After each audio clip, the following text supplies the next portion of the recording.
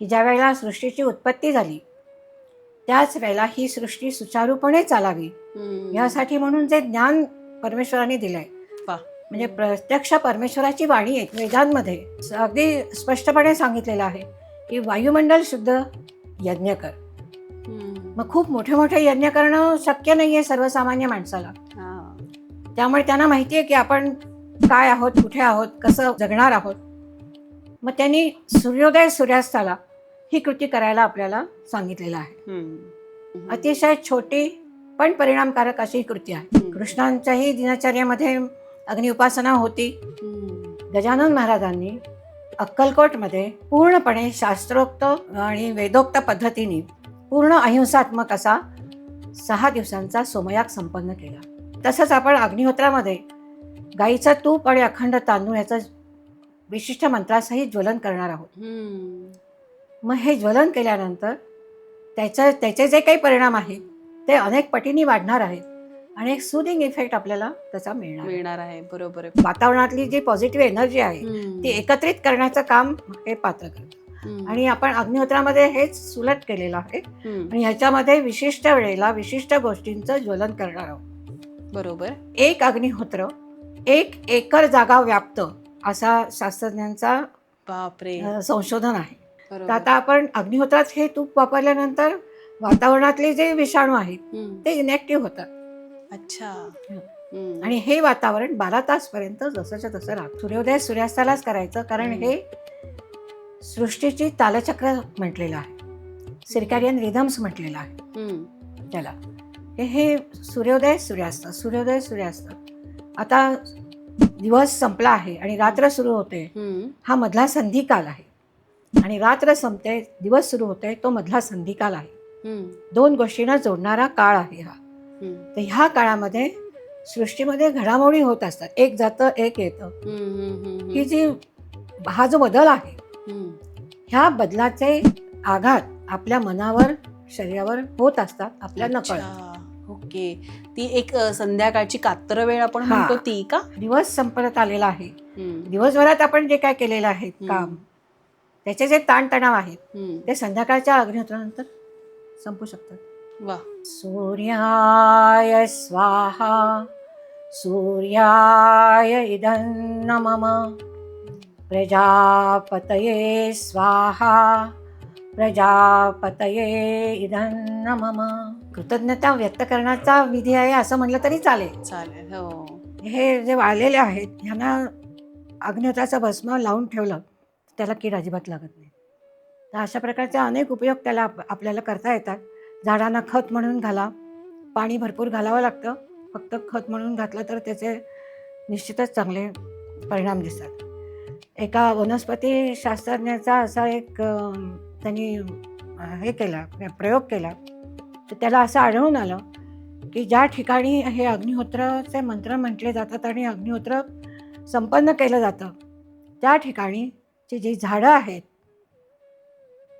Trees R dancing असं त्यांनी वर्णन केलं त्या शास्त्रज्ञाने.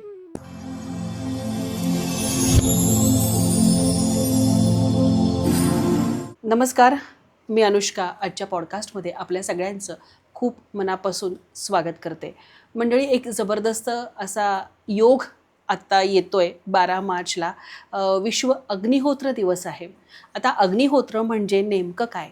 अग्निहोत्र केल्यामुळे आपल्या आजूबाजूच्या वातावरणात कसला जबरदस्त फरक पडतो किंवा अग्निहोत्राची सुरुवात नेमकी कशी झाली आणि एक छोटासा यज्ञ, एक छोटंसं अग्निकर्म जर तुम्ही रोज तुमच्या वास्तूमध्ये केलं तर त्या वास्तूत जबरदस्त असे सकारात्मक परिणाम दिसतात.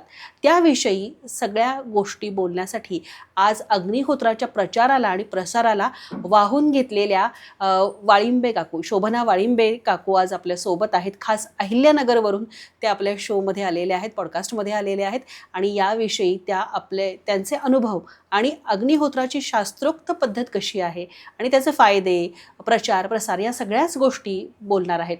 तर वाळिंबे काकू, तुमचं आजच्या कार्यक्रमामध्ये खूप मनापासून स्वागत. आणि अग्निहोत्र याविषयी तर आपण जाणून घेणारच आहोत, परंतु खूप वर्षापासून तुम्ही योगाचा आणि अग्निहोत्राचा प्रचार प्रसार करत आहात. तर तुमच्याविषयी थोडक्यात आपल्या प्रेक्षकांना सांगा. मी शोभना वाळिंबे हं. आणि 87 सालपासनं अग्निहोत्र करते हं. आणि 83 आणि 85 सालपासून निसर्गोपचार आणि योगाच्या कार्यामध्ये सहभागी आहे. हं. ते आस्थागायत आहेच आहे. मस्त. हो. इतकी वर्ष तुम्ही ह्या सगळ्या गोष्टी अव्याहतपणे करत आहात. म्हणजे मी शालेय जीवनात असल्यापासून तुम्हाला ओळखते. अहिल्यानगरवरून खास काकू आज आपल्याशी गप्पा मारण्यासाठी आलेत. जे कोणी अहिल्यानगरवरून हा पॉडकास्ट बघत असतील त्यांनी नक्की आम्हाला कमेंट करा. आणि मला असं विचारायचं की तुमच्या आयुष्यामध्ये अग्निहोत्र कधी आलं आणि कसं आलं? आम्ही योगाच्या अभ्यासासाठी नाशिकला जायचो योगविद्याधाममध्ये. हं. तर तिथे मे महिन्यात एक महिन्याचा पूर्ण वर्ग असायचा, की पूर्ण वर्ग म्हणजे 1 महिना पूर्ण हे केल्यानंतर आम्हाला काही आम्ही हे करू शकत होतो, अभ्यासक्रम पूर्ण करू शकत होतो. हं. तर दुसऱ्या वर्षी ज्यावेळेला आम्ही गेलो होतो, त्यावेळेला महिन्याच्या सुरुवातीलाच पहिल्या 8 दिवसामध्येच एस के कुलकर्णी म्हणून जे पूर्वीचे सकाळचे संपादक होते, हं. त्यांनी त्यांना बोलवलं होतं खास सरांनी हं. आणि की अग्निहोत्राविषयी तुम्ही अ, सांगा हं. काय आहे ते. तर त्यावेळेला त्यांची ती 3 दिवसाची भाषणं ऐकून आम्हाला खूपच म्हणजे आम्ही त्याच्यामध्ये इम्प्रेस झालो, की नाही हे पण करायला पाहिजे. हं. आणि नेमकं सरांनी पण त्यांच्या रूममध्ये सकाळ संध्याकाळ अग्निहोत्र करायला सुरुवात केली. हं. सकाळचं आम्हाला जमायचं नाही कारण सकाळी 6 वाजता वर्ग सुरू असायचे. मे महिन्याचे दिवस होते त्यामुळे सूर्योदय लवकर होत असे. हं. पण संध्याकाळी मात्र आम्ही सरांच्या रूममध्ये जाऊन बसायचो आणि अग्निहोत्र अटेंड करायचो. मग हे 86च्या मेमध्ये समजलं आणि घरी आल्यानंतर माझं घर 10 माणसांचं होतं. हं. म्हणजे आम्ही 2 चुलत सासरे, सासवा वगैरे असं म्हणजे 10-12 माणसं आम्ही एकत्र राहत होतो. हं. ह्या एकत्र कुटुंबामध्ये ही गोष्ट कशी काय आपण करणार याविषयी हं. खूप विचार चालू होता. विचार करता करताच कारण त्यावेळेला काही गाईचं तूप सहजपणे मिळत नव्हतं. हं. त्यानंतर शेण्याचा प्रॉब्लेम होता किंवा हं. गाईच्या शेण्या कुठून आणायच्या काय? म्हणजे हा सगळा विचार करून करून त्याच्यात काही दिवस गेले आणि 87च्या गुढीपाडव्याला सगळी तयारी करून सुरू केलं. ओके. म्हणजे इतकी वर्ष झाली आज हो, 87 पासून आज हो. आपण आज चालेल. 2026 मध्ये आहोत. अगदी, तर अगदी. तेव्हापासून एकदाही म्हणजे फार अगदी रेअरली या हां. गोष्टी मिस झाल्या असतील. इतकी वर्ष तुम्ही करताय. काकू मला सांगा या अग्निहोत्राचा उगम किंवा सुरुवात आपण कुठून बघू शकतो? म्हणजे कुठल्या काळापासून? मूळ वेदांमध्येच सांगितलेली ही गोष्ट आहे, हं. की ज्यावेळेला सृष्टीची उत्पत्ती झाली, त्याच वेळेला ही सृष्टी सुचारूपणे चालावी, हं. यासाठी म्हणून जे ज्ञान परमेश्वराने दिलंय, वाह! म्हणजे हं. प्रत्यक्ष परमेश्वराची वाणी येते. मग त्या वेदांमध्ये अगदी स्पष्टपणे सांगितलेलं आहे, की वायुमंडल शुद्ध यज्ञ कर. हं. मग खूप मोठे-मोठे यज्ञ करणं शक्य नाहीये सर्वसामान्य माणसाला. हां. त्यामुळे त्यांना माहिती आहे, की आपण काय आहोत, कुठे आहोत, कसं जगणार आहोत. मग त्यांनी सूर्योदय सूर्यास्ताला ही कृती करायला आपल्याला सांगितलेलं आहे, हं. बरोबर. की वायुमंडळ शुद्ध आहे. म्हणजे रोज आपण एक 10 मिनिटं काढली तर आपण सहजपणे ही कृती करू शकतो. हं. हं. हं. हं. अतिशय छोटी पण परिणामकारक अशी ही कृती आहे. हं. त्यामुळे मूळ वेदांमध्येच याचा उल्लेख आपल्याला आढळतो. हं. कारण वेदांचा काना मात्र अग्नि उपासनेविषयी बोलतो. अच्छा. हां, की ऋग्वेदाची सुरुवातच मुळी अग्नी मिळे पुरोहितम अशी झालेली आहे. हं. त्यामुळे वेदांमध्येच ही गोष्ट सांगितलेली आहे आणि हे हं. ज्ञान सर्वांसाठी आहे. म्हणजे कुठल्या मुठभर लोकांसाठी आहे असं नाही. हं. म्हणजे तिथे जात, पात, धर्म, स्त्री, पुरुष असा भेद नाही. सर्वांसाठी आहे. बरोबर. हं. आणि मग वेदांपासून नंतर आपण सध्या अग्निहोत्राचा प्रचार प्रसार अक्कलकोटचे जे गजानन महाराजांचं हं. संस्थान आहे म्हणजे ते अग्निहोत्राची तिथे संस्था आहे ते करतायत. मग त्यांच्यापर्यंत हे कसं आलं? त्याचाही इतिहास तुम्ही या पॉडकास्टच्या आधी आपण बोलत होतो तेव्हा सांगितलात, तर तोही सांगा. अ, आता आपण मुख्य 10 अवतार मानतो. हं. विष्णूंचे 10 अवतार मानले जातात. हं. पहिले आपण बाजूला ठेवू. हं. सगळ्यांना माहिती असणारे म्हणजे राम श्रीराम कृष्ण. आणि हं. कृष्ण हं. आणि बुद्ध. बुद्ध. हं. हं. राम, कृष्ण आणि बुद्ध आणि हं. नंतर कल्की अवतार. हं. हे कल्की अवतार म्हणजेच गजानन महाराज अक्कलकोट निवासी. हं. की रामांच्या काळात होतंच होतं, कृष्णांच्याही दिनचर्येमध्ये अग्नि उपासना होती. नंतर बुद्धांच्या काळापर्यंत काय झालं की तोपर्यंत समाजामध्ये यज्ञामध्ये जर आपण बळी दिले तर आपल्याला आपल्याला जे हवं ते भौतिक सुख मिळतं असं माणसाच्या लक्षात आलं. त्यामुळे यज्ञामध्ये बळी देण्याचं प्रमाण प्रचंड प्रमाणात वाढलं. अच्छा. हां, की जे नको आहे करायला पण ते केलं जात होतं आणि मग त्याचे विपरीत परिणाम सृष्टीवर दिसू लागले.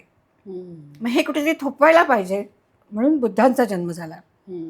या बुद्धांनी अविधी यज्ञाला विरोध केला. मग अविधी यज्ञाला विरोध केल्यावर अविधी पण बंद झालं आणि विधियुक्त पण बंद झालं. सगळंच बंद झालं. मग काही काळ असा गेला आणि त्यानंतर आता परत अशी वेळ आली की हे परत सुरू व्हायला पाहिजे विधियुक्त. मग मध्ये 2500 वर्ष गेलेली आहेत, लक्षात घ्या. 2500 वर्ष गेलेली आहेत. त्यानंतर 69 साली गजानन महाराजांनी अक्कलकोटमध्ये पूर्णपणे शास्त्रोक्त आणि वेदोक्त पद्धतीने पूर्ण अहिंसात्मक असा 6 दिवसांचा सोमयाग संपन्न केला. बरं. त्यानंतर अग्निउपासनेविषयी लोकांना मार्गदर्शन करायला त्यांनी सुरुवात केली. म्हणजे हे सगळं स्वामी समर्थांच्या प्रेरणेनेच झालं असं म्हणता येईल. हां, म्हणजे आता स्वामी समर्थांचं जे अक्कलकोटमध्ये येणं झालं, कारण आजकाल आपल्याला माहिती आहे की स्वामी समर्थ अक्कलकोट म्हटलं की स्वामी समर्थ, हे समीकरण सगळ्यांना माहिती आहे. पण स्वामी समर्थांचं अक्कलकोटमध्ये जे येणं झालं ते पुढे कल्की अवतार जन्माला येणार आहे आणि त्यांना जे कार्य करायचं आहे त्यासाठी धर्मपीठ स्थापन करण्याचं काम स्वामी समर्थांनी केलं. अच्छा. हां, म्हणजे स्वामी समर्थांच्या नंतर बाळप्पा महाराज म्हणून त्यांचे शिष्य होते. त्यांनी आता जे जाणारे आहेत अक्कलकोटला त्यांना माहिती आहे की वटवृक्षाच्या खाली जे मंदिर आहे तिथे जातात, समाधी मठात जातात. पण वटवृक्षाच्या मंदिरात जवळच 5 मिनिटाच्या अंतरावर गुरुमंदिर आहे, की पूर्वीचा बाळप्पा मठ म्हटलं जात असे.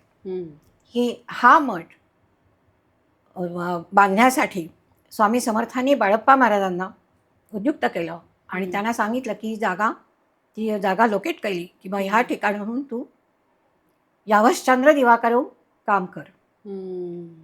अशा पद्धतीचा हा हे आहे इतिहास आहे की स्वामी समर्थ, त्यानंतर बाळप्पा महाराज, त्यानंतर गंगाधर महाराज आणि त्यानंतर गजानन महाराज. तर गजानन महाराज हे विष्णूंचे 10वे अवतार, कल्की अवतार, कलंकी अवतार ज्यांना म्हटलेलं आहे ते हे.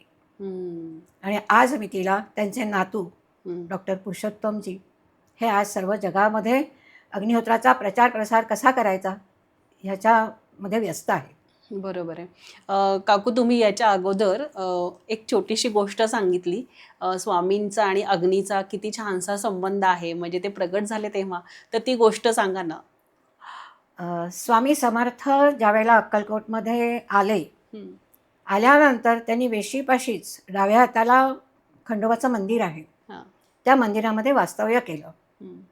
आणि तिथे वास्तव्य केलं पण बाकी सगळे कुठलेच व्यवहार होत नव्हते, की कोणाशी बोलणं नाही, खाणं नाही, पिणं नाही, काही नाही, शांतपणे आपले बसलेले असायचे.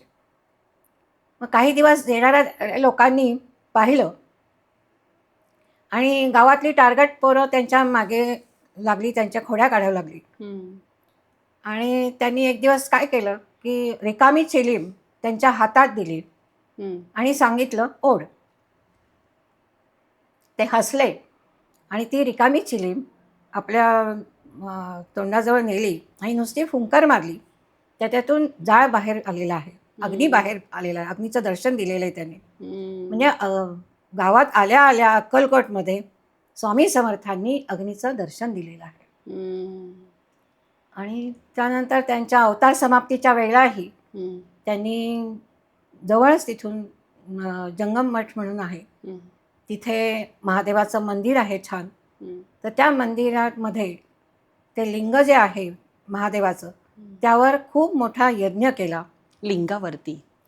लिंगावरती. बर. लिंगावरती की गाडा म्हणजे त्यावेळेचं जे वर्णन केलं जातं किंवा गाडाभर गौऱ्या नंतर इतर हवनीय द्रव्य वगैरे असं सगळं ठेवून मोठा यज्ञ केला की त्या ज्वाळा लोकांना आश्चर्य वाटत होतं की तो अग्नी खूप वरपर्यंत गेलेला दिसत होता. आणि सगळ्यांची अशी समजूत झाली की नाही आता हे संपलं सगळं, की आता हे मंदिर उद्ध्वस्त झालं, आता इथे काही पाहायला मिळणार नाही.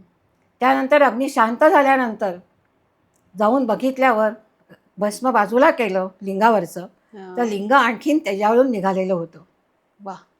तर अशा प्रकारचे स्वामी समर्थांचे हे आहेत, काय दाखले आहेत की त्यांनी मुळातच काय आहे ते बघा यासाठी म्हणून वटवृक्षाच्या पारंब्या धरून ठेवा म्हणून सांगितलेलं आहे. बरोबर की मूळ जे काय आहे ते बघा, की अग्निहोत्र ही उपासना, अग्नि उपासना मूळ उपासना आहे अग्नीची. बरोबर आहे. की जी सर्वसामान्यांना, मग तो शिकलेला असो नसो, काळा आहे का गोरा आहे, कुठल्या जातीचा आहे, कुठल्या धर्माचा आहे, काहीही संबंध नाही. जो मनुष्य म्हणून कोण जो आहे त्याला हे करायची परवानगी दिलेली आहे परमेश्वराने. वा. म्हणजे अग्नीचं मनुष्याच्या आयुष्यामध्ये खूप मोठं स्थान आहे आणि त्याची अनेक दाखले दिले जातात की अग्नीमुळे आजूबाजू म्हणजे जे अग्नी तुम्ही हवन करता त्या सगळ्या गोष्टी सर्वदूर पोहोचतात असं समजलं जातं. की ज्याप्रमाणे आपण आता स्वयंपाक करतो, सगळेच जण स्वयंपाक घरी करतात, म्हणजे जरी बाहेरून आपण हे करत असलो तरी सुद्धा घरी स्वयंपाक होतो. स्वयंपाक करत असताना एक 4 माणसांची भाजी केली आपण तर त्याच्यात 4-5 मिरच्या सहज मिरच्या आपण वापरतो. पण त्यातलीच एक मिरची अग्नीपाशी नेली आणि अग्निसंस्कार केले त्याच्यावर, तर त्याचा जो तिखटपणा आहे मिरचीचा गुणधर्म तो अनेक पटीने वाढतो. बरोबर. आणि घरात बसणं मुश्किल होईल अशी परिस्थिती निर्माण होते. परंतु ते जर आपण चंदन जाळलं तर त्याचा जो सुवास आहे तो संपूर्ण घरभर भरून राहतो. मग तसंच आपण अग्निहोत्रामध्ये गाईचं तूप आणि अखंड तांदूळ याचं विशिष्ट मंत्रासहित ज्वलन करणार आहोत.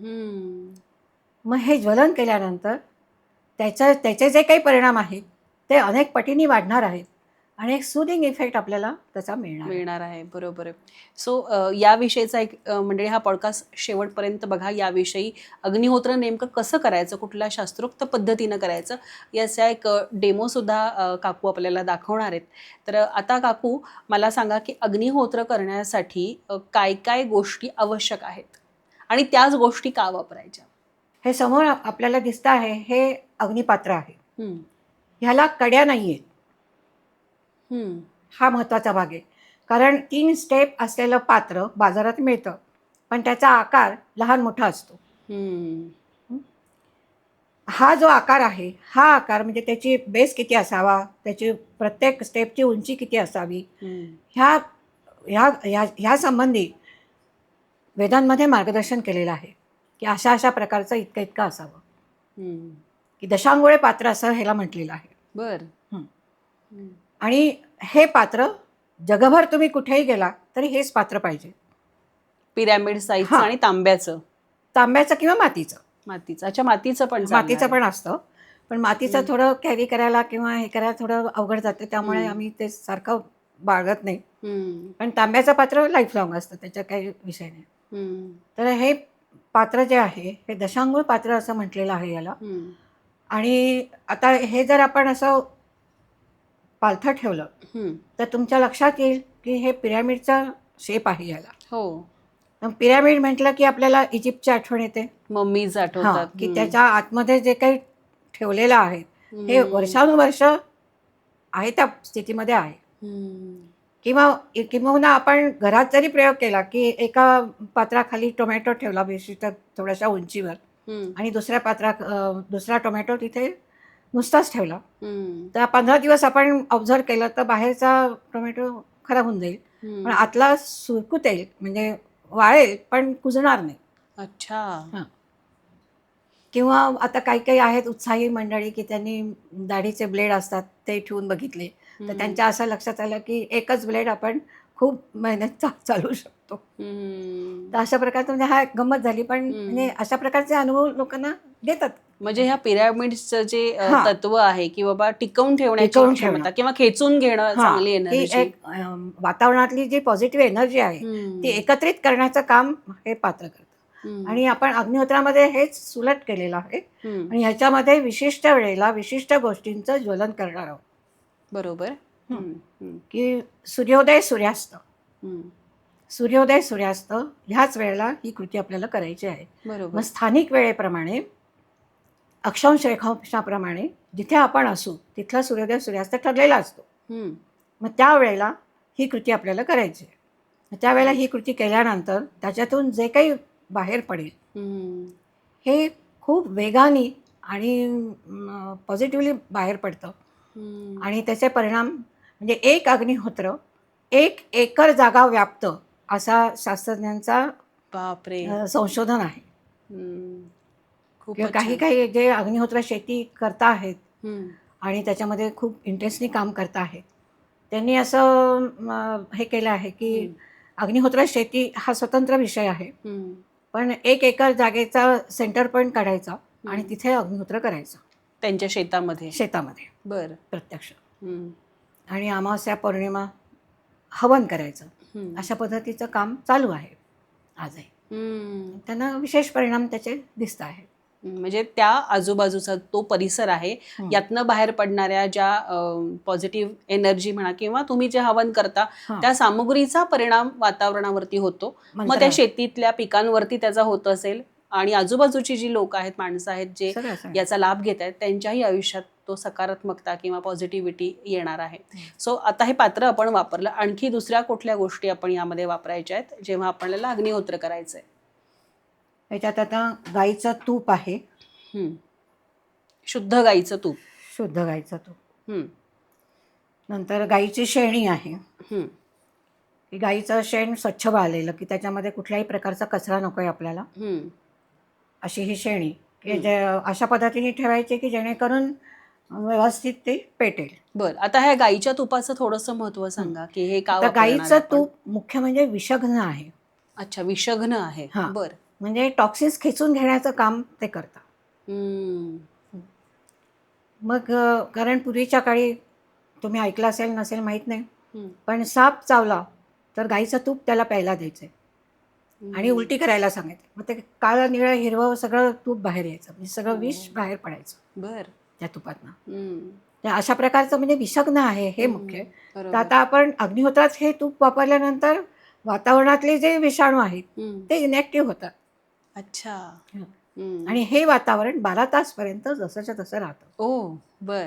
म्हणून सूर्योदय सूर्यास्ताला करायचं. हा, म्हणजे सकाळचे 12 तास पुन्हा तुम्ही ते पॉझिटिव्ह राहणार, पुन्हा पॉझिटिव्हिटीसाठी संध्याकाळचे 12 तास, की तो इफेक्ट रात्रभर टिकणार, पुन्हा सकाळची वेळ होते. सूर्योदय सूर्यास्त आपण करत गेलो की एक विशिष्ट प्रकारचं आपल्या मानसिक आणि शारीरिक आरोग्याकरता एक वातावरण छान तयार होतं. वा, खूपच छान. आणि हे भले तुम्ही बाहेर काम करा पण तरी तुम्ही त्या वेळेला उपस्थित आहात, त्याचे परिणाम तुम्हाला मिळणारच आहेत. किती छान. आणि आता इथे समोर अक्षता दिसत आहेत, म्हणजे तांदूळ दिसत आहेत. हो, तर अक्षता ज्या आहेत ह्या अखंड आहेत, म्हणजे तांदूळ हा पदार्थ जगभरात कुठेही मिळू शकतो. हो, बरोबर. हा पहिला भाग आहे. आणि अखंड घ्यायचं की आपण प्रत्यक्ष अर्पण करणार आहोत अग्निदेवतेला. तर अखंड घ्यायचं की त्याचे जे काय शास्त्रोक्त पद्धतीने विचार केला तर त्याचे जे काय हे आहेत काय अणुपरमाणू आहेत हे जसेच्या तसे सगळे आपल्याला उपयुक्त होतील अखंड तांदूळामधले. मग अखंड तांदूळ आणि तूप ह्याचं एकत्रित आपण मिश्रण करून अर्पण करणार आहोत.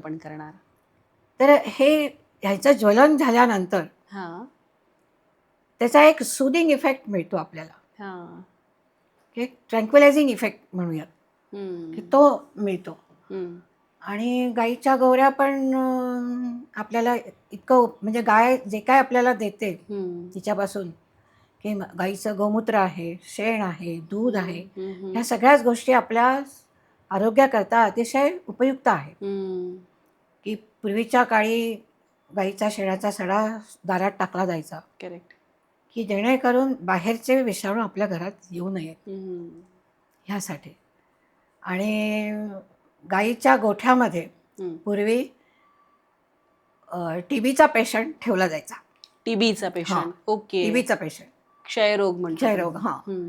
त्यावेळेला काही इतक्या औषधांची उपलब्धता वगैरे नव्हती, आता जे सहजपणे आपल्याला उपलब्ध होऊ शकतात बरोबर. तसं नव्हतं. मग त्यावेळेला ते जे आहेत हे पेशंटला हां, तिथे पेशंटला तिथे ठेवलं जायचं की जेणेकरून त्याच्या रिकव्हरीमध्ये त्याचा चांगला उपयोग व्हायचा. आजूबाजूचे विषाणू हां. त्याच्यात गाईच्या शेणानी किंवा शेणाने, हां. गोमूत्राच्या त्या प्रभावाने म्हणजे नष्ट हे होत म्हणजे असावी. जसं गाईचं तूप तसंच हे की हे विषाणू जे आहेत ते खेचून घेतात, इनॅक्टिव्ह करतात या ज्वलनामुळे. वा, त्यामुळे ते अतिशय आपल्यासाठी ते उपयुक्तच आहे, प्रश्नच नाही. खूपच छान. इव्हन आम्ही ज्या वेळेला आता सध्या जमत नाही, पण आम्ही सुरुवातीला खूप दिवस स्वतः गाईचं शेण लावत होतो. त्यावेळेला असं लक्षात आलं की आपल्या ब्रिदिंग सगळ्या सिस्टीमला त्याचा खूप चांगला उपयोग झाला आहे. अच्छा, बर. की शेणी थापत असताना आपल्याला त्यावेळेला लक्षात येत नाही, पण त्यानंतर लक्षात येतं की नाही, आपलं नाकापासून तर थेट फुफ्फुसापर्यंत आपला ट्रॅक सगळा क्लिअर आहे. ओ, हां. बर. म्हणजे हा अनुभव तर मी स्वतः पण घेतलेला आहे. त्यामुळे हे अतिशय आरोग्यदायी आहे. फक्त एवढंच आहे की त्या वेळेला ती गोष्ट करावी लागते, एवढाच त्याच्यामध्ये हा, म्हणजे भाग आहे. अग्निहोत्राची वेळ ही सगळ्यात हां. महत्वाची आहे, जी हां. सकाळ, म्हणजे आता त्याविषयी काकू सांगतीलच, परंतु त्या वेळेला खूप जास्ती महत्व आहे. बरोबर. बरं, आता मग त्याच वेळेविषयी बोलूया की अग्निहोत्र कधी करायचं आणि केव्हा करायचं. सूर्योदय सूर्यास्त स्थानिक वेळेप्रमाणे. आता विश्व अग्निहोत्राचा ॲप डाउनलोड केला आपल्या ह्याच्यामध्ये, खूप सोयीचं झालं आहे. हो, त्यामुळे सगळी माहिती तुम्हाला मिळते ऑनलाईन online. आहे. आणि जिथे आपण बसलेला असो तिथलं टायमिंग आपल्याला उपलब्ध होऊ शकतं. बरोबर. की आज आता मी अहिल्यानगरहून इथे पुण्यात आले, मी जिथे बसलेले असेल तिथे हे सुरू केलं की मला टायमिंग कळतं की किती आहे. आणि कारण अहिल्यानगर आणि पुण्यामध्ये जवळ 3 ते 4 मिनिटाचा फरक पडतो. हो, हां, सूर्योदय आणि सूर्यास्ताच्या वेळेमध्ये. बर. तर अशा प्रकारचं हे आहे की मग सूर्योदय सूर्यास्तालाच करायचं, कारण हे सृष्टीची तालचक्र म्हटलेलं आहे, सिर्कॅडियन रिदम्स म्हटलेलं आहे त्याला. हे सूर्योदय सूर्यास्त, सूर्योदय सूर्यास्त. आता दिवस संपला आहे आणि रात्र सुरू होते, हा मधला संधिकाल आहे.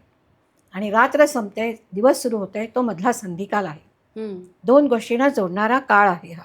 तर ह्या काळामध्ये सृष्टीमध्ये घडामोडी होत असतात, एक जातं एक येतं.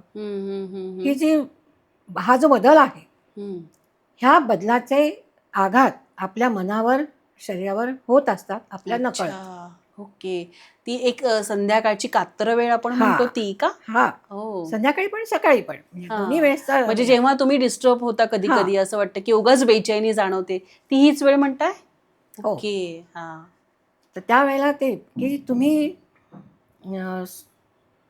सकाळच्या वेळेला आपण शांतपणे सगळ्यांनी एकत्र बसून अग्निहोत्र केलं तर दिवसभरात आपल्याला काय करायचं आहे ह्याचा शांतपणे आपण विचार करू शकतो. आणि दिवस संपत आलेला आहे, दिवसभरात आपण जे काय केलेलं आहे काम, त्याचे जे ताणतणाव आहेत ते संध्याकाळच्या अग्निहोत्रानंतर संपू शकतात. वा, खूपच छान. की जे काय हे आहे, टेन्शन आहे, हे रिलीज होऊ शकतं. ह्या संदर्भात दिल्लीला ह्याच्यात काम करणारे डॉक्टर कर्नल देशपांडे म्हणून आहेत, ते मिलिटरीमध्ये आय सर्जन म्हणून त्यांनी काम केलं. त्यावेळेला ते दिल्लीला असताना त्यांनी प्रयोग केले जवानांवर, की समोरच्या जवानांना काहीही माहिती नाही आहे की समोर काय चाललंय. त्यांचे फोटोग्राफ्स आधी घेतले आणि एका पार्टीवर अग्निहोत्र केलं नाही, पण नुसतंच ज्वलन केलेलं आहे, म्हणजे अग्नी पेटवलेला आहे, असा एक ग्रुप, आणि अग्निहोत्र करत असलेला एक ग्रुप, असं त्यांनी हे केलं. आणि त्यांना असं आढळून आलं की अग्निहोत्राच्या आधी त्यांच्या मेंदूची जी काय फोटोग्राफ्स घेतले त्यावेळेला ते खूप अनइव्हन होते, आणि म्हणजे त्यांना ते बरोबर वाटले नाहीत, किंवा नाही हे ह्याच्यामध्ये काहीतरी हे आहे काय प्रॉब्लेम आहे, अस्थिरता आहे. अस्थिरता आहे. हा, हा. पण ज्या वेळेला अग्निहोत्र केलं, अग्निहोत्रानंतर शांत त्यांना फक्त बसायला सांगितलं. त्यांना हे अग्निहोत्र करतायत हे माहिती नाही आहे, हम्म. तरीसुद्धा ही कृती केल्यानंतर त्यांना शांत बसायला सांगितलं आणि त्यानंतर त्यांचे फोटोग्राफ्स घेतले गेले. हम्म. तर त्यावेळेला असं आढळून आलं की त्या सगळ्या ज्या वेव्ज आहेत त्या पूर्णपणे शांत झालेल्या आहेत. म्हणजे तुम्ही अनावधानाने सुद्धा हा. याच्या सानिध्यामध्ये आलात तरी त्याचा हो, इफेक्ट अगदी घरातल्या मंडळींपैकी सुद्धा 4 लोक असतील तर 2 लोक झोपलेले आहेत, झोपे नका, त्यांच्यावरही त्यांचा परिणाम होणार आहे. अरे सही. खूपच छान. म्हणजे कळत नकळतरित्या नकळत. सुद्धा त्याचे व्हायब्रेशन्स तुमच्यापर्यंत पोहोचणार आहेत पोहोचतात. आणि ते 12 तास टिकणार आहे. निश्चित. करेक्ट. सो आता विशिष्ट सूर्योदयाच्या वेळेला एक मंत्र म्हणून ती आहुती केली जाते. सो त्या मंत्रांचा पण इफेक्ट होत असेल ना शरीरावरती. हो, ते प्रश्नच मंत्र नाही. कोणते आहेत?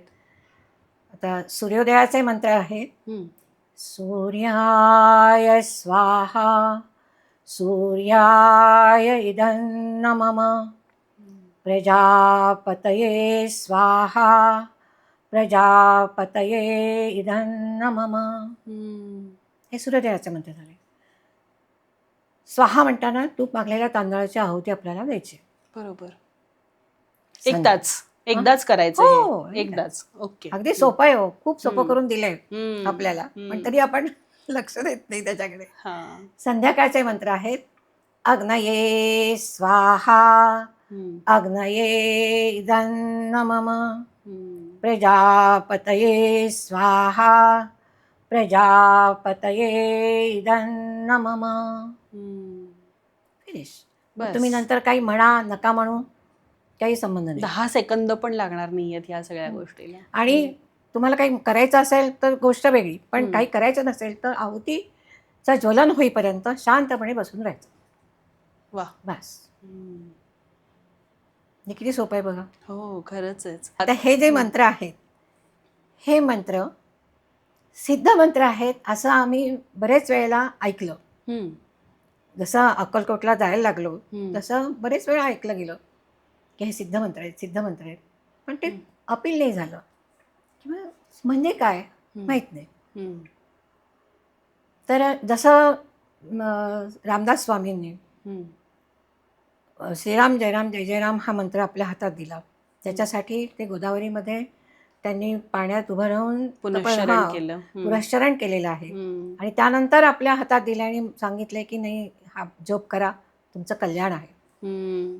तसंच ह्या मंत्रांमागे गजानन महाराजांनी पूर्ण तपस लावलेला आहे. वा. आणि हे सिद्ध मंत्र आहे, हा महत्वाचा भाग आहे. मग हे मला केव्हा अपील झाला हे मी तुम्हाला सांगते की आम्ही असंच अग्निहोत्राच्या प्रचारासाठी दिल्लीला गेलो होतो आणि एका बिल्डिंगमध्ये सगळ्या लोकांना एकत्र केलं. 150 लोक आमच्या समोर होते आणि सगळ्यांना अग्निहोत्र सांगितलं, करून दाखवलं, मंत्र सगळ्यांच्याकडनं म्हणवून घेतले, सगळे प्रश्न उत्तरं झाले, सगळं झालं. मग सगळं परत पॅकअप केलं आणि उठलो सगळेजण. आम्ही उठलो, समोरची मंडळी पण उठली. आम्ही वळून जाणार तेवढ्यात समोरच्या ह्याच्यातली मुलगी एक माझ्याजवळ आली, माझा हात हातात घेतला आणि मला म्हणाली, मम्मी वो मंत्र फिर से दोहराई ना, बहुत अच्छे लग रहे हैं. अच्छा. त्या क्षणाला तिच्या चेहऱ्यावरचे भाव, तिच्या डोळ्यातली चमक, ती जे बोलत होती त्याच्यामध्ये जो एक वेगळेपण मला जाणवला, त्या क्षणाला मला अपील झालं की नाही अरे खरंच हे सिद्ध मंत्र आहेत बरं का. बरोबर. असे खूप सारे अनुभव तुम्हाला आले असतील नाही का अग्निहोत्र करताना? तर म्हणजे असं मग आहुती देताना अतिशय शांतपणे आहुती द्यायची. उगाच गडबडगुंडा करून काहीतरी आपण करतोय वगैरे असं नाही. की ते 10 मिनिटं दुसऱ्या कुठल्याही गोष्टीचा विचार करायचा नाही. करेक्ट. अग्निहोत्र करताय ना, बाकीच्या गोष्टी नंतर शांतपणे बसून करायचे. मग तुम्हाला त्याच्यातली जे काय आनंद आहे तो मिळणार. बरोबर आहे. म्हणजे परमार्थ म्हणजे एका अर्थाने तुम्ही अग्निकर्म पण करताय आणि दुसरीकडे तुम्हाला त्याचे छानसे इफेक्ट पण संपूर्ण घरादाराला आणि पर्यायाने विश्वाला वसुंधरेला संपूर्ण या सगळ्याच जगाच्या गोष्टी कल्याणासाठीच हे दिलेलं आहे. अग्निहोत्र आहे. आता जस्ट मी जाऊन आले अक्कलकोटला, 8-10 दिवस होते. पंचकर्मासाठी म्हणून मुद्दाम राहिले होते यावेळेला. तर तिथे जवळजवळ 8 ते 10 जण पंचकर्म घेण्यासाठी आलेली होती बाहेरच्या देशातली. बर. विशेषतः ऑस्ट्रिया, जर्मनी, युक्रेन, रशिया अशा वेगवेगळ्या ठिकाणची लोक तिथे आली होती की जे तिथे नियमितपणे ते करतायत अग्निहोत्र. अच्छा, त्यांच्या देशामध्ये. हो. बर. आता सूर्योदय आणि सूर्याचा मंत्र म्हणजे हे जे आपण मंत्र सांगितले त्या मंत्राचा अर्थ किंवा सूर्याचं जे महत्व आहे ते थोडंसं सांगा. बोला. सूर्य जो आहे हा संपूर्ण जगासाठी आहे की फक्त थोड्याच लोकांसाठी सूर्य उगवतो आणि मावळतो असं नाहीये. संपूर्ण जगाला सृष्टी निर्माण करण्यासाठी म्हणून मदत करतोय. सूर्य जर नसला तर काय होईल? सगळीकडेच अंधार, अग्नी येतो, आयुष्यातच अंधार आहे. आयुष्याचाच अंधार आहे. किंवा आपल्या शरीरातला अग्नी ही संपला तर काय म्हणतो? आता संपलं, जीवन यात्रा संपली. जीवन यात्रा संपली. चला मग त्या म्हणजे आणि जी पंचमहाभौतिक शरीर आहे तीच पंचमहाभूत आपल्या सृष्टीमध्ये आजूबाजूला आहेत, फुकट मिळाली आहेत. त्यामुळे आपल्याला त्याची किंमत नाही. की सूर्यासाठी सूर्याचं आपण ऊन वापरतो त्याच्यासाठी परत काय देतो का त्याला? काही नाही ते. मग त्याला थँक्स कोणी म्हणायचे? आपल्यालाच म्हणायला पाहिजे ना. हो. एक कृतज्ञता व्यक्त करण्याचा विधी आहे असं म्हटलं तरी चालेल. हो. आणि सूर्य इतके नियमितता आपल्या प्रत्येकाच्या आयुष्यात आपल्याला हवी पाहिजे. खरंय. खूपच मस्त. विश्व अग्निहोत्र दिवस हा मोठ्या प्रमाणात साजरा केला जातोय.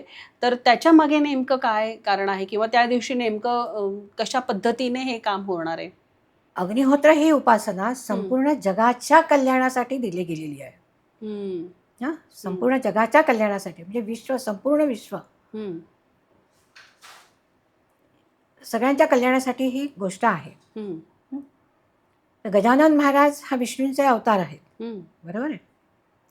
मग ह्या अवतारांना जे कार्य करायचं आहे की संपूर्ण जीव सुखी व्हावा यासाठी म्हणून हे कार्य आहे. मग संपूर्ण विश्वामध्ये हे कार्य करायचं आहे. ह्यासाठी म्हणून गजानन महाराजांचा अवतार झाला. त्याआधी जे विष्णूंचे मुख्य 10 अवतार मानले जातात त्यापैकी राम, कृष्ण, बुद्ध हे सगळ्यांना माहिती आहे. आणि 10वा अवतार कल्की अवतार, कलंकी अवतार ज्यांना म्हटले ते म्हणजेच गजानन महाराज अक्कलकोट निवासी. मग गजानन महाराजां म्हणजे भगवान परशुराम हे विष्णूंचे 6वे अवतार आहेत. ते चिरंजीव अवतार आहेत. त्यामुळे त्यांच्यानंतर जे अवतार आले त्यांना मंत्रदीक्षित करण्याचं काम भगवान परशुरामांनी केलेलं आहे. अच्छा. तर भगवान परशुरामांनी 12 मार्चला गजानन महाराजांना मंत्रदीक्षित केलेला हा दिवस आहे.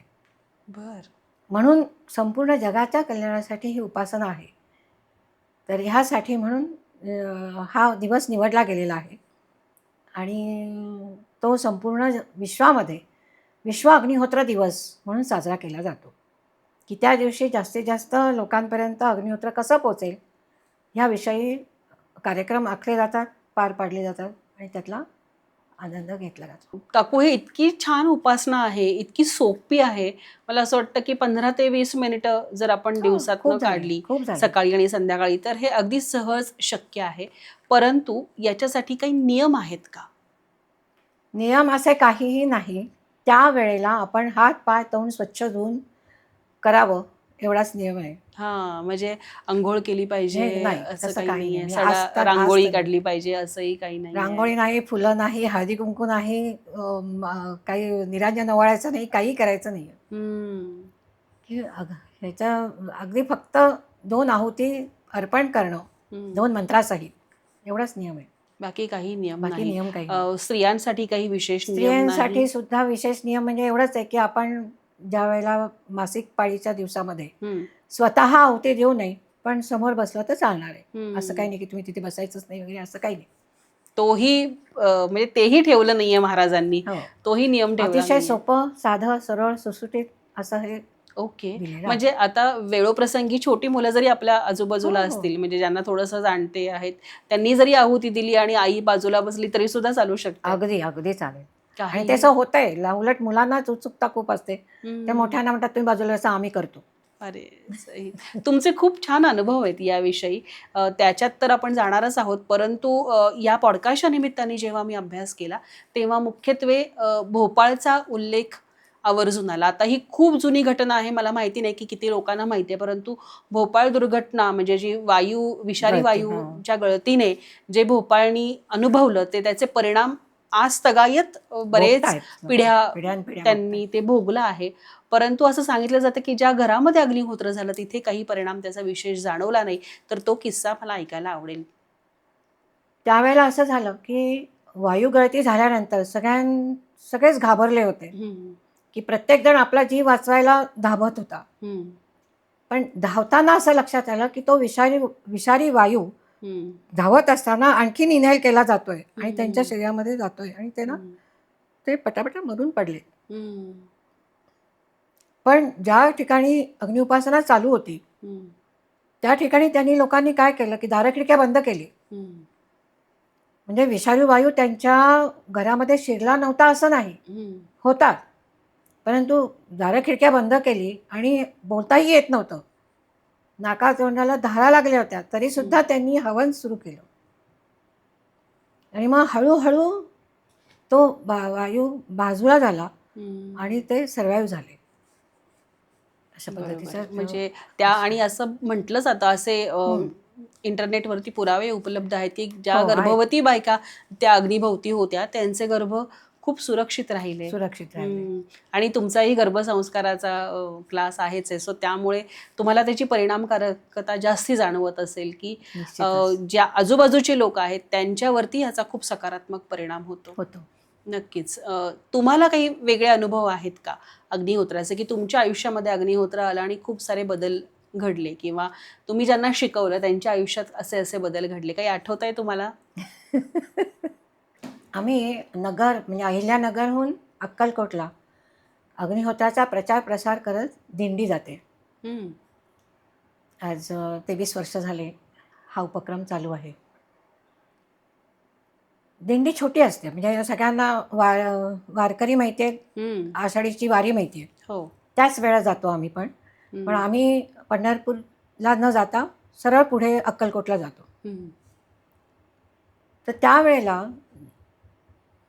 छोटी दिंडी असल्यामुळे कोणी आम्हाला हे करतं लगेच किंवा हं, आमच्यामध्येच या, जेवा, राहा असं. हं, हं. आम्ही अर्थात आमचं सगळं ठरलेलं असतं. त्यामुळे आम्ही जिथे राहायचं, जेवायचं, नाश्ता, पाणी ते सगळं ठरलेलं असतं कार्यक्रम बरोबर. 15 दिवसाचा.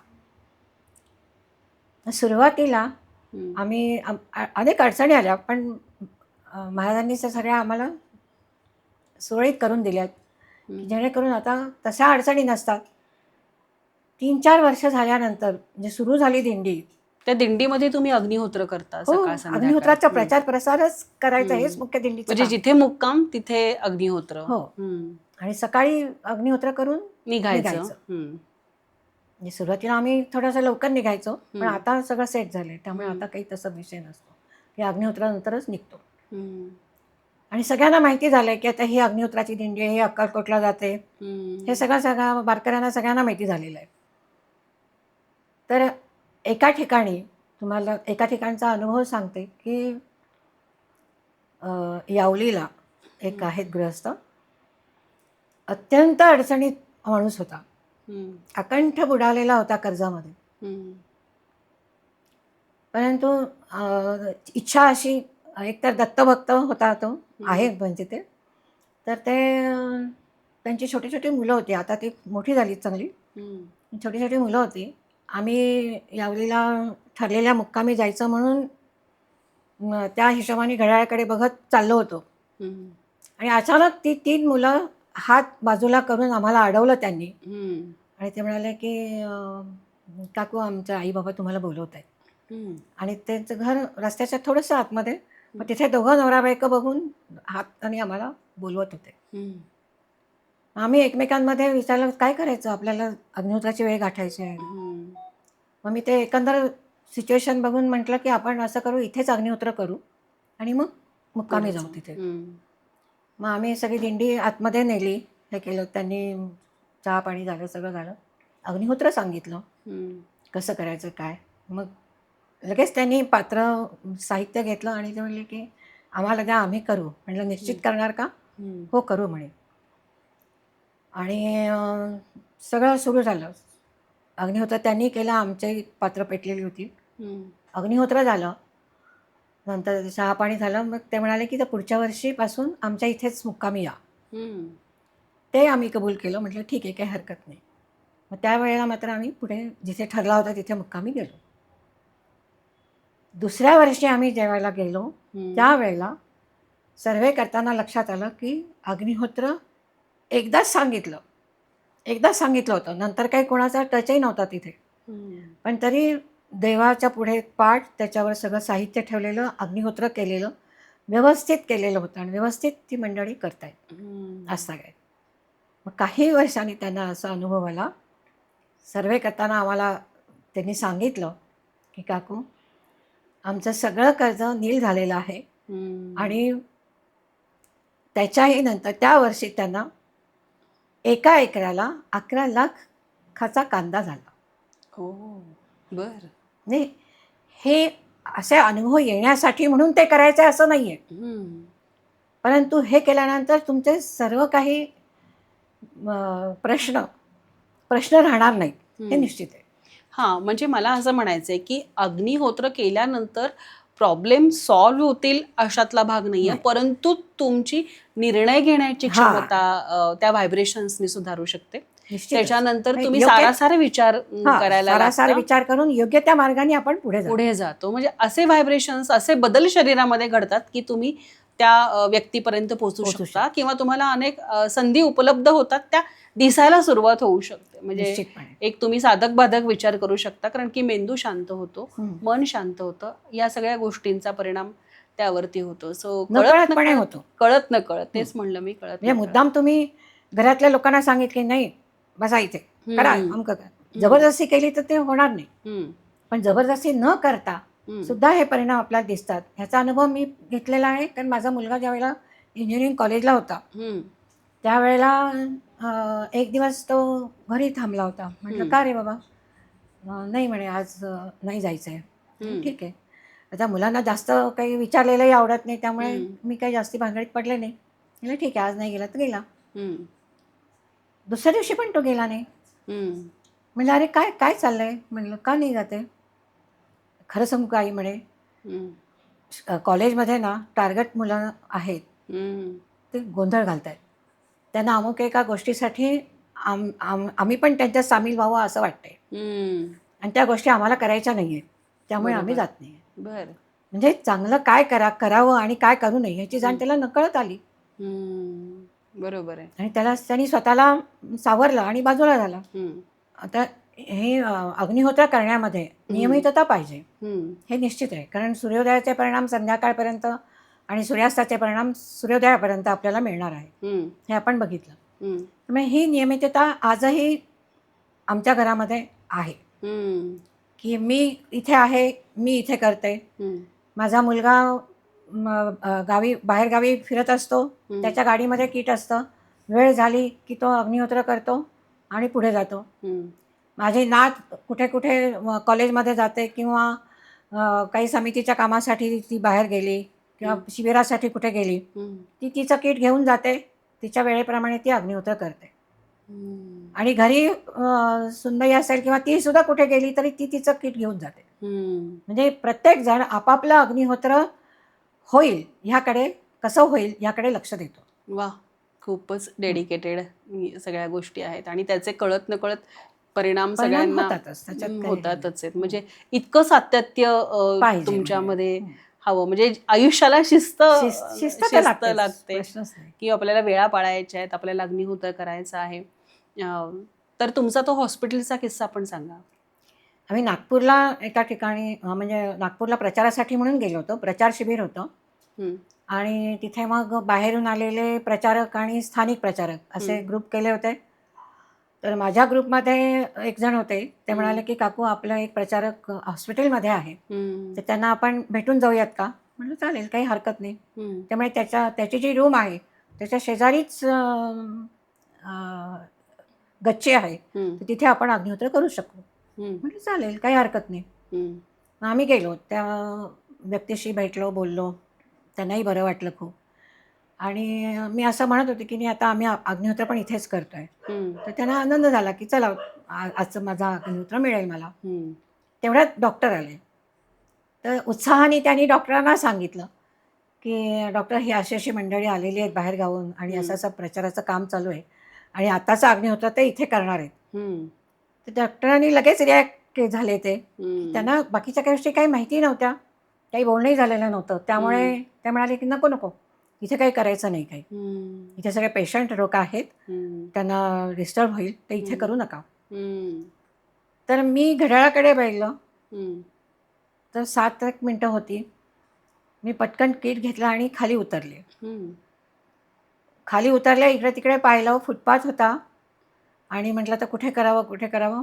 म्हटलं जास्त वेळ नाही आहे आपल्याकडे, म्हणून नॅपकिन काढला, तिथले जमीन झटकली आणि तिथेच मांडी घालून बसले फुटपाथवर. आणि पात्र पेटवलं. पात्र पेटवल्यावर म्हणजे पात्र पेटवत असताना आसपासचे लोक बघत होते, पण पेटवल्यानंतर जवळ आले आणि इतके लोक मंडळी, जवळजवळ 100 लोक जवळ आले. त्यांना अग्निहोत्र सांगायला मिळालं, अग्निहोत्र सांगितलं गेलं, अग्निहोत्र झालं, आपोआपच प्रचार झाला. हा खूपच विशेष अनुभव होता त्यावेळी. खरंच, म्हणजे जर करायचं इंटेन्शन स्ट्रॉंग असेल तर मग आपल्याला हे करायचंच आहे, मार्ग हे मिळणारच आहेत. सो खूपच छान. आणि या निमित्ताने आपण जेव्हा चर्चा करतो तेव्हा मी सुद्धा अग्निहोत्र माझ्या शालेय जीवनात तुमच्याचकडून ऐकलं होतं की अग्निहोत्र करायला हवं. काही काळ आम्ही ते केलंही, मध्यंतरी सुटलं. परंतु आपले जे प्रेक्षक आज बघतायत ते आणि मी, आपण सगळ्यांनी एक संकल्प सोडूया की आपल्या घरातल्या चांगल्यासाठी, आपल्या पर्यावरणाच्या रक्षणासाठी, आपल्या आजूबाजूसाठी सकारात्मकता वाढावी किंवा एक म्हणजे पृथ्वीवरती सुद्धा एक चांगल्या लहरींचा निर्माण व्हावा, यासाठी आपण अग्निहोत्र करूच शकतो. अगदी सोपी आणि छोटीशी पद्धत आहे. सो याचा डेमो आपण आता बघणार आहोत. आणि काकूंचे हा एपिसोड संपण्यापूर्वी, म्हणजे डेमो करून आपण एपिसोडची सांगता करूयात, पण त्याआधी काकू खास अहिल्यानगरवरून तुम्ही इथे आलात आणि इतकी छान माहिती दिलीत, डेमो देणार आहात, तर यासाठी तुमचे खूप खूप मनापासून मी तुमचे आभार मानते की मला हे इथे सांगायला मिळालंय, की जेणेकरून मी आणखीन अनेक लोकांपर्यंत अग्निहोत्र हा विषय समोर मांडू शकेल. नक्कीच. तुमच्या सर्वांचे मनपूर्वक आभार आहेत. धन्यवाद. आणि काकूंचा नंबर मी डिस्क्रिप्शन बॉक्समध्ये देणार आहे. दुसरी महत्त्वाची गोष्ट, विश्व अग्निहोत्र ॲप जे आहे त्याविषयी सुद्धा मी डिस्क्रिप्शन बॉक्समध्ये माहिती देते. तर ज्यांना कोणाला ते डाउनलोड करून घ्यायचं असेल त्याची लिंक तिथे असेल. त्याच ॲपवरती अग्निहोत्रासाठी लागणारं साहित्यसुद्धा उपलब्ध आहे ऑनलाईन, ते सुद्धा तुम्ही मागून अग्निहोत्र सुरू करू शकता.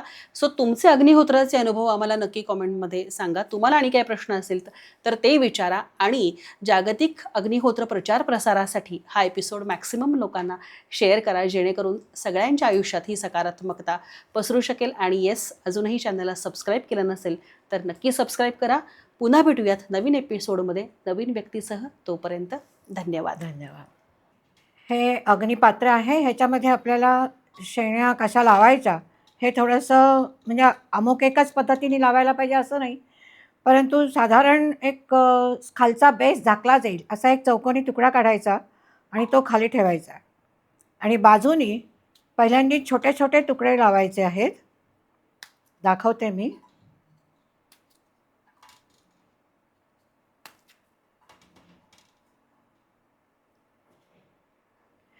नंतर मग एकाआड एक तुकडे ठेवायचे आहेत की जेणेकरून ते हवा खेळती राहील आणि व्यवस्थित पेटेल.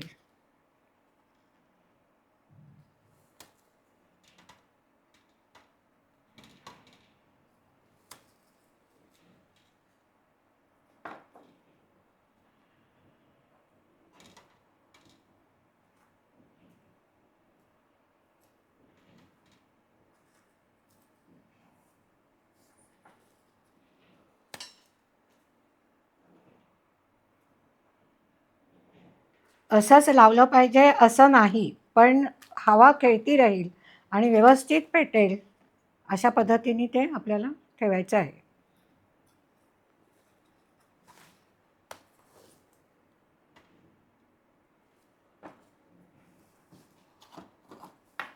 त्यानंतर एक लांबोळका तुकडा आपण घेतलेला आहे गौरीचा आणि त्याला तूप लावायचं आहे.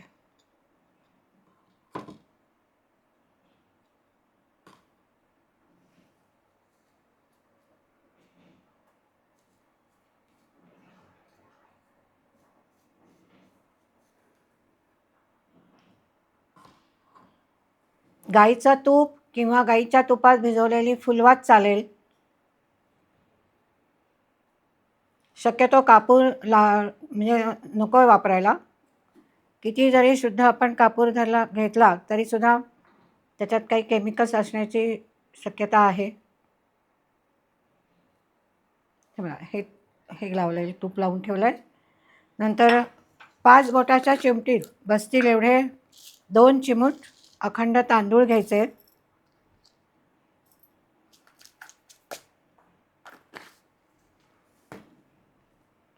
एक 2-3 थेंब तूप घालायचे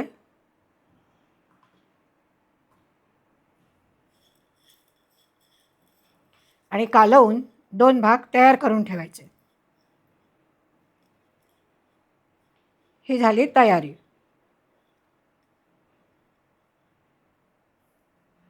आता साधारण 5 ते 6 मिनटं गौऱ्या कशा आहेत त्याच्यावर अवलंबून आहेत. आता ह्या माझ्यासमोर ज्या गौऱ्या आहेत ते साधारण 6 मिनटं पेटायला खूप होतात. आपण अग्नी प्रज्वलित करूयात.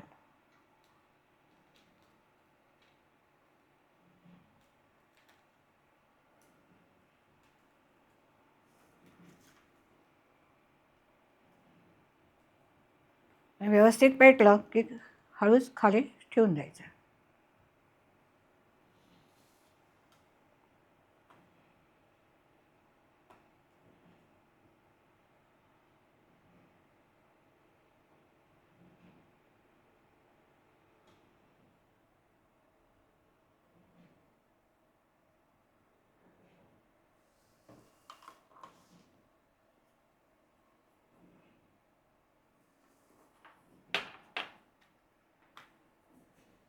अग्नी प्रज्वलित केल्यानंतर हे 2 आहुती आपण तयार करून ठेवलेल्या आहेत.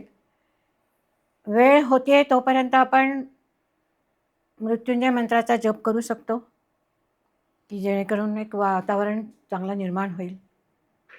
ओम त्र्यंबकं यजामहे सुगंधिं पुष्टिवर्धनम् उर्वारुकमिव बन्धनान् मृत्योर्मुक्षीयमामृतात्. ओम त्र्यंबकं यजामहे सुगंधिं पुष्टिवर्धनम् उर्वारुकमिव बन्धनान् मृत्योर्मुक्षीयमामृतात्. ओम त्र्यंबकं यजामहे सुगंधिं पुष्टिवर्धनम् उर्वारुकमिव बन्धनान् मृत्योर्मुक्षीयमामृतात्. आता अग्नी प्रज्वलित झालेला आहे. हा मध्ये जो आपण तुकडा ठेवलेला आहे तो बाजूला ठेवायचा आहे काढून. आता अग्निहोत्राची वेळ होत आली आहे. संध्याकाळचे मंत्र आपण म्हणणार आहोत. अग्नये स्वाहा अग्नये इदं नमः प्रजापतये स्वाहा प्रजापतये इदं नमः.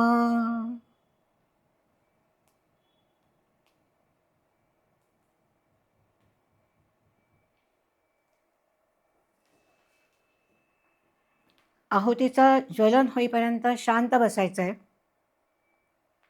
आणि 12 तासपर्यंत आपल्याला सकाळच्या अग्निहोत्रापर्यंत हे पात्र असंच ठेवायचं आहे.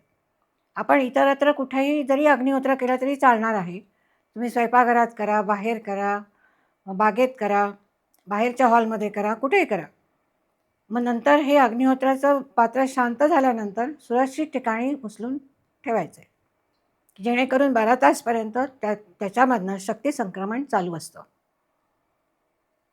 त्याच्यानंतर दुसऱ्या दिवशी आपण सूर्योदयाच्या वेळेला भस्म आहे ते काढून ठेवायचं व्यवस्थित. त्या भस्माचे आपल्याला अतिशय चांगले औषधी म्हणून उपयुक्त आहे ते. त्याचा वापर करता येतो, की लहान मुलं खेळतात, धडपडतात, खरचटतं.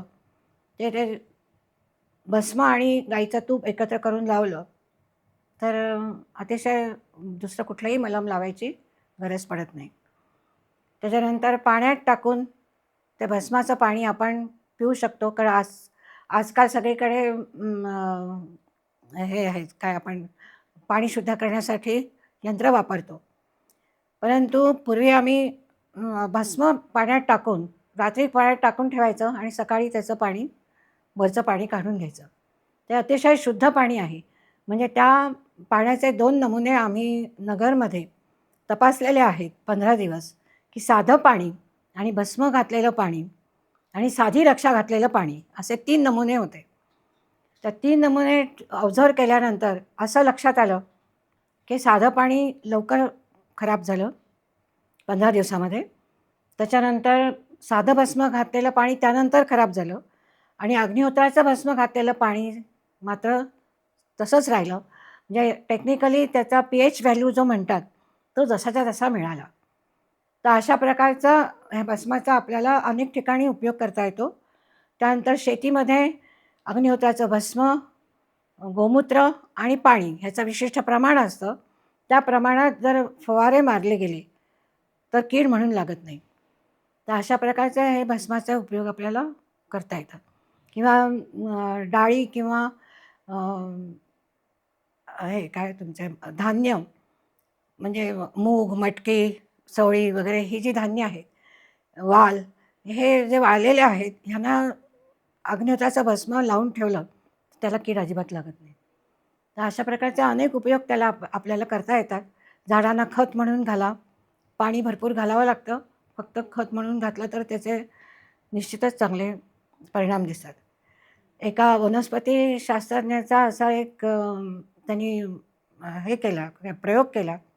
तर त्याला असं आढळून आलं, की ज्या ठिकाणी हे अग्निहोत्राचे मंत्र म्हटले जातात आणि अग्निहोत्र संपन्न केलं जातं, त्या ठिकाणीची जी झाडं आहेत, ट्रीज आर डान्सिंग असं त्यांनी वर्णन केलं आहे त्या शास्त्रज्ञांनी. तर अशा प्रकारचं हे विशेष कृती आहे, की प्रत्येक घराघरात कशी होईल याची काळजी आपण घेतली पाहिजे. आत्तापर्यंत आपल्याला माहिती नव्हतं, आपण नाही केलं.